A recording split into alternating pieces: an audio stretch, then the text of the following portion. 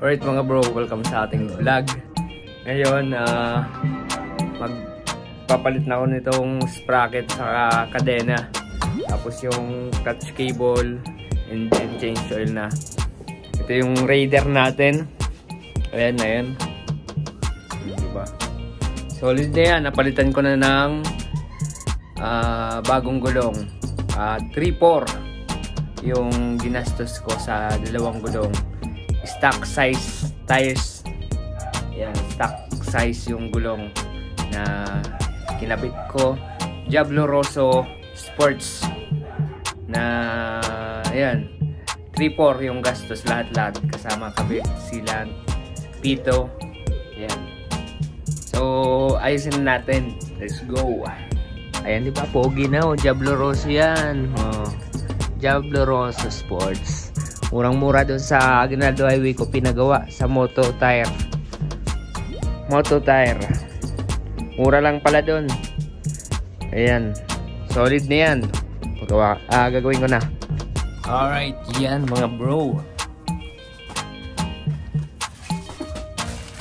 Ito na. Ito na ang ating sprocket. Bagong bago. Solid to. I want you a Merry Christmas. Oh, bukat.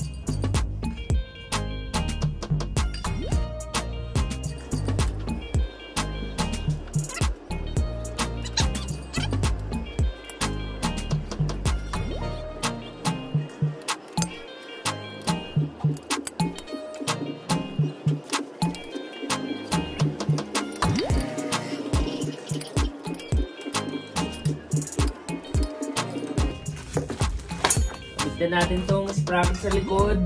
Sunod natin yung sprocket sa medyo mahirapan tayo doon.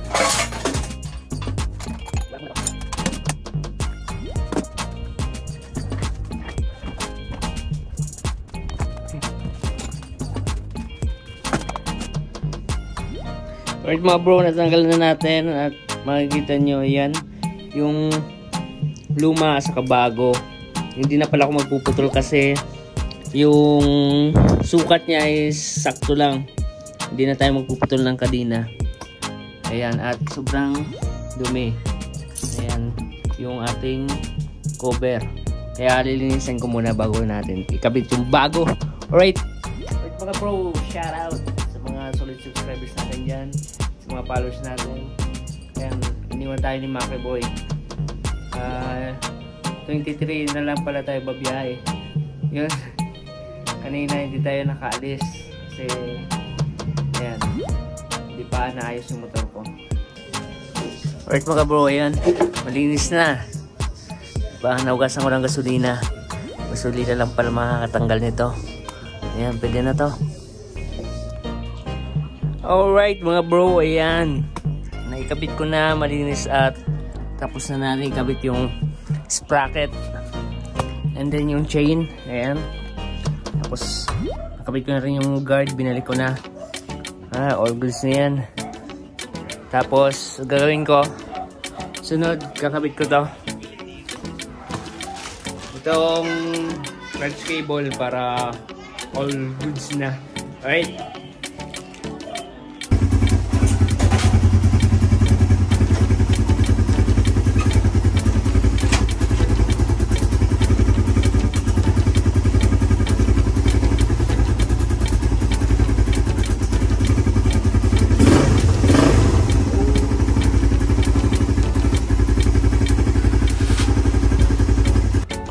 na mga bro, ayan, nakapit na natin, sobrang lambot, diba? Oh, kinisin ko lang kung saan yung play nya, pero all goods na. Ayan,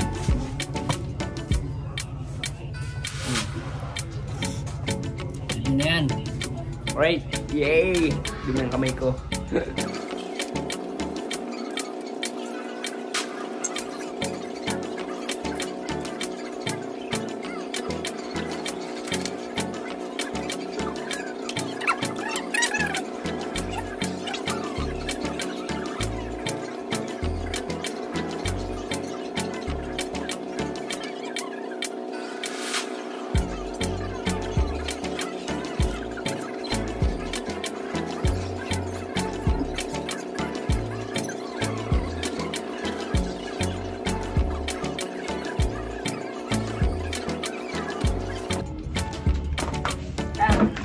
Goods na!